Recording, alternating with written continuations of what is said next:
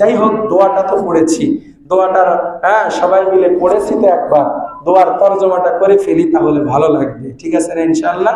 বলে আল্লাহ নবী কি দোয়াটা পড়লেন, আমি একটা দোয়া আবারও পড়ে নিই। আল্লাহুম্মা বারিক লানা ফি রজবা ওয়া শাবান ওয়া বাল্লিগনা রমাজান। কি বললেন আল্লাহর নবী?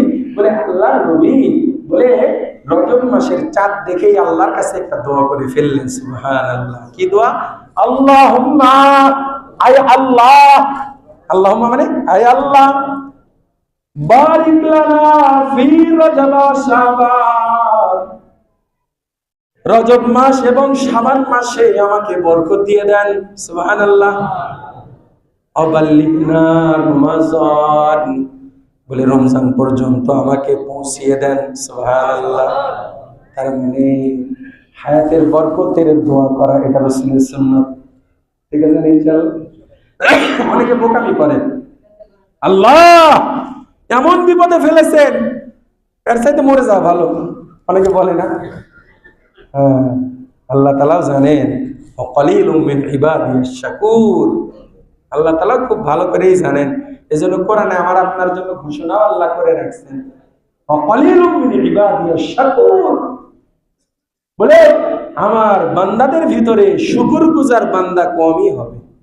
শুকরগুজার বান্দা কম, এদের পরিমাণটা অত্যন্ত কম। আপনি খেয়াল করে দেখবেন সমাজে এমন সংখ্যা খুব কম পাওয়া যায় যাদেরকে যদি প্রশ্ন করা হবে কেমন আছেন, বলে আলহামদুলিল্লাহ ভালো আছি। এরকম লোকের সংখ্যা কম না? খালি বলবেন কি খবর, কেমন আছে? না ছেলেটা অসুস্থ, ভালো নাই। বলে কি খবর? বলে চাকরির অবস্থা ভালো না। বলে কি খবর? বলে দোকান ঠিক মতো চলে না।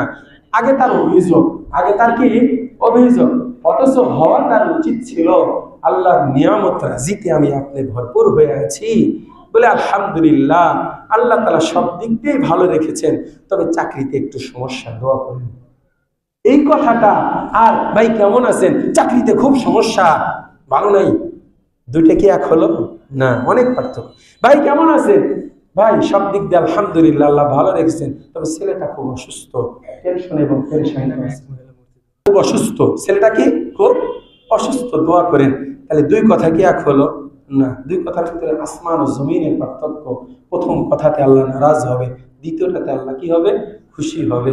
এই জন্য আমার আপনার পেরেশানি মুক্ত জিন্দেগি কেউ যদি আশা করে থাকেন যে যেদিন আমি পেরেশান মুক্ত হব ওই দিন আল্লাহর কাছে বেশি শুকরিয়া আদায় করব, বলে জিন্দেগিতে এটা আপনার দ্বারা সম্ভব না। কেন?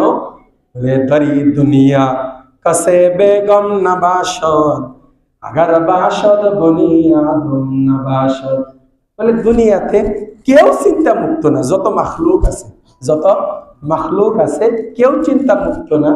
বলে যদি কেউ চিন্তা মুক্ত থেকেও থাকে, ধরে নেওয়া হলো ফরজান, ধরে নিলাম কেউ যদি চিন্তা মুক্ত থাকেও, কিন্তু মানুষের মধ্যে একজনও চিন্তা মুক্ত হবে না, একজনও চিন্তা মুক্ত হবে না। আমরা ছোটবেলায় একটা বই দিত আমাদেরকে, মনে পড়ে কিনে দেখেন তো, চয়নিকে একটা বই দিত, এর ভিতরে অনেক গল্প থাকতো। এর ভিতরে একটা গল্প ছিল এমন যে সুখী মানুষের এক রাজা খুব অসুস্থ, এক রাজা কি খুব অসুস্থ, এই রাজাকে ট্রিটমেন্ট দিয়েছে এক তার অভিজ্ঞ যে চিকিৎসক আছে, হাকিম তাকে ট্রিটমেন্ট দিছে যে আপনার এই অসুস্থতা দূর করার জন্য অত্যন্ত সহজ একটা কাজ আছে, তবে আবার কাজটা কঠিন। বলে বলেন দেখি সহজ আবার কঠিন কেমন কাজ? বলে আপনার এই গায়ের জামাটা একটা সুখী মানুষকে যদি পরাইতে পারেন, আপনার গায়ে যদি একটা সুখী মানুষের জামা যদি পরতে পারেন, বলে আপনার এই অসুখ সেরে যাবে। রাজা বলতেছে এটা একটা কথা হলো, সুখী মানুষের পোশাক লাগবে, এটা তো অন্তুল ব্যাপার। উনি কি মনে করছেন যে অনেক সুখী মানুষ আছে, উনি খোঁজ লাগাইছে, যাও সুখী মানুষের জামা নিয়ে আসছে। এখন তার দলবল সারা দেশের ভিতরে সুখী মানুষ খুঁজতেছে। এখন সুখী মানুষ খুঁজতে প্রথমে আমরা যাদেরকে সুখী মনে করি তাদের কাছে গেছে। বিশাল বড় অট্টালিকার মালিক বাড়িতে গেছে, যা বলতেছে ভাই আপনার কাছে তো আসলাম আপনাকে একটা প্রশ্ন করার জন্য। কি প্রশ্ন? বলে আপনি কি সুখী মানুষ? বলে কি যে বলেন, কি সুখ? বলে এত সুন্দর বাড়ি, তাও আপনি সুখী না? বলে বাড়ি তো খুব সুন্দর, অর্থকটির অভাব নাই, কিন্তু ডাক্তার বলে দিছে সকাল সন্ধ্যা 2টা রুটি ছাড়া আর কিছুই খাওয়া যাবে না। আমি কেমনে সুখী বলেন তো? কথা বুঝে গেছি? তখন বলতেছে, এরকম খুঁজতেছে, বিভিন্ন লোকের কাছে যায়। আর একজন বড় সরকারি চাকরিজীবীর কাছে গেছে, বলে আপনি তো সুখী মানুষ তাই না, আপনি কি সুখী মানুষ? বলে না, কিসের সুখ, গতকাল গেছিলাম অফিসে, আমাদের মন্ত্রী মহোদয় আমাকে আচ্ছা মতো বকা দিছে, মনটা খুব খারাপ, আমার সুখ নেই অন্তরে। আরেকজনের কাছে গেছে, যার কাছে যায় সবাই বলে না সুখী নেই। আল্লাহর বান্দা সবাই মায়ুস হয়ে ফিরে আসতেছে। ফিরে আসতে আসতে জঙ্গলের ভিতর দিয়ে আসতেছে। জঙ্গলের ভিতর থেকে দেখা যায় মধুর সুরে গান গাইতেছে এক রাখাল।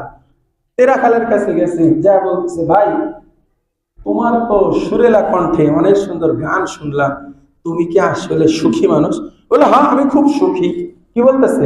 আমি খুব সুখী। তোমার গায়ের জামাটা যে লাগবে, তুমি যত টাকা চাও। বলে আমার গায়ে জামা নাই, তাই তো আমি সুখী। আল্লাহু আকবার। আমার গায়ে জামা নাই, তাই তো আমি সুখী। পরার মতো একটা শুধু চাদর, এটা পরি, যখন গোসলের টাইম হয় চাদরটা উপরে রেখে গোসল করে আবার এটা পরি, আবার যখন মানে ধোয়া দরকার হয় ধুয়ে নাড়া দিয়ে রাখি, আবার এটা পরিধান করি। আমার গায়ে দেওয়ার মতো কোনো জামা নাই। আপনি যদি বাস্তবিক সুখী হতে চান, আপনার দুনিয়া যত আপনার কাছে কম থাকবে, তত আপনি সুখী, তত আপনি কি সুখী। অথচ আমরা সুখ তালাশ করি কোথায়? বেশির ভিতরে। আসলে বেশির ভিতরে সুখ নাই, বরকতের ভিতরে সুখ। এই জন্য আল্লাহর নবীর দোয়াটা কত সুন্দর, আল্লাহুম্মা বারিক লানা ফি রজব ওয়া শাবান। আয় আল্লাহ, মাহে রজব এবং মাহে শাবানের ভিতরে আমাকে আপনি আপনার পক্ষ থেকে বরকত দিয়ে ভরপুর করে দেন। অবাল্লিগনা রমজান, রমজান পর্যন্ত আমার হায়াতটাকে দীর্ঘায়িত করেন। ঠিক আছে না ইনশাআল্লাহ? তাহলে আমরা হায়াতটাকে দীর্ঘ করতে চাবো, ঠিক আছে তো ইনশাআল্লাহ? কেন? বলে দুনিয়াতে পূর্ণ সুখ পাওয়া যাবে না, তাই দেখি আল্লাহর কাছে মৃত্যু কামনাও করা যাবে না। এটা হাদিসে নিষেধ আছে, মৃত্যু কামনা করা ঠিক না। এই জন্য আল্লাহর কাছে আমরা বরকত চাবো, আল্লাহর কাছে আফিয়ত চাবো। আল্লাহ পাক আমাদেরকে কবুল করেন, আমিন। ওয়া আখির দাওয়ানা আলহামদুলিল্লাহি রাব্বিল আলামিন।